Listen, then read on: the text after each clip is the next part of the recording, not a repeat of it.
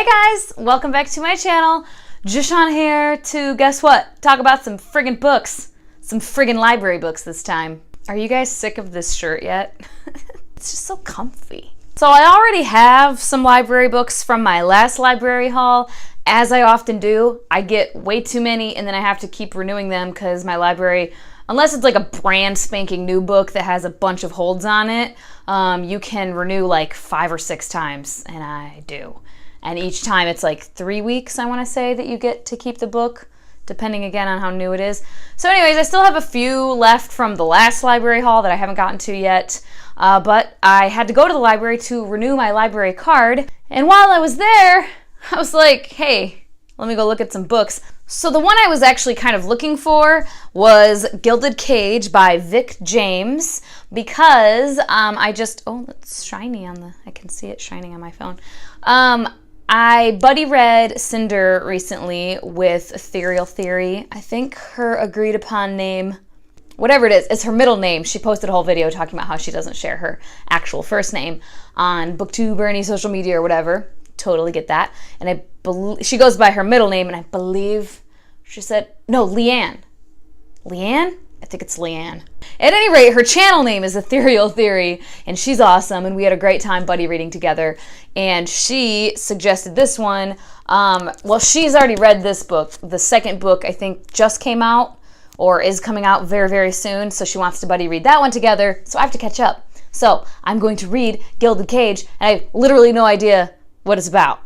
Okay, so the general gist is we are in this world in England, but it's like an alternate, world, whatever, where there is magic, but it's only the aristocrats that have it, so it's like a class system, a caste system, if you will, it sounds like, and people dreaming of revolution and mysterious powers. I'm down, super down. And then the rest of these were just, I was wandering around like, hey, let me see what else I can get, and I grabbed these up. The first one being Between the Blade and the Heart by Amanda Hocking. Yes, Amanda Hocking. It's Valkyrie Book 1. I've seen this around, don't know anything about it other than clearly it's fantasy. It was in the YA section. And Valkyrie sounds like it's some sort of Norse. Yep. Sounds like our main character is a lesbian or bisexual. She has an ex-girlfriend anyway, so there you go. Like I said, I've seen this around BookTube. I cannot remember if I've heard positive things or negative things. I don't know. And then I was kind of looking for a shorter book too. I didn't want to pick up all bigger fantasies or significant fantasies. So, and I've been wanting to reread one of her books that I own. I've mentioned this recently, but Ursula K. Le Guin, The Word for World is Forest. This was the winner of the Hugo Award, which doesn't necessarily mean that much because there's been books that are nominated for Hugo Awards that I'm like, ugh, no, I don't like it. But I know I liked her writing in The Left Hand of Darkness. This one's much smaller, and I figured I'd check it out.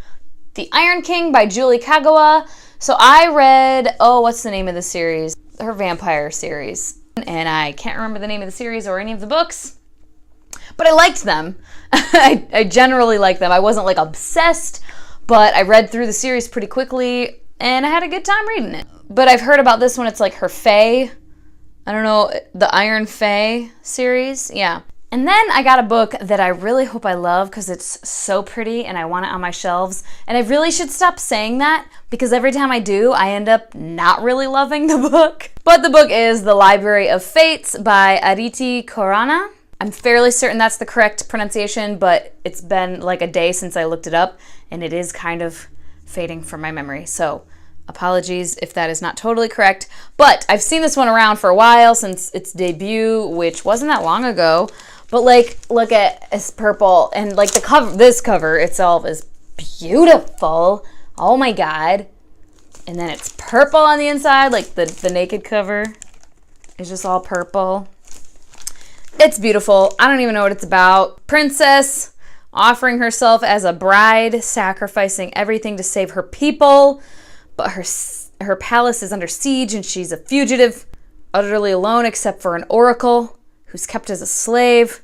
They become friends. She has to get the F out of there. She has to find the library of all things where it is possible for each of them to reverse their fates. Sounds pretty badass. I hope that it is badass. Last but certainly not least, because I have had my eye on this one for a while, is The Beautiful Ones by Silvia Moreno Garcia.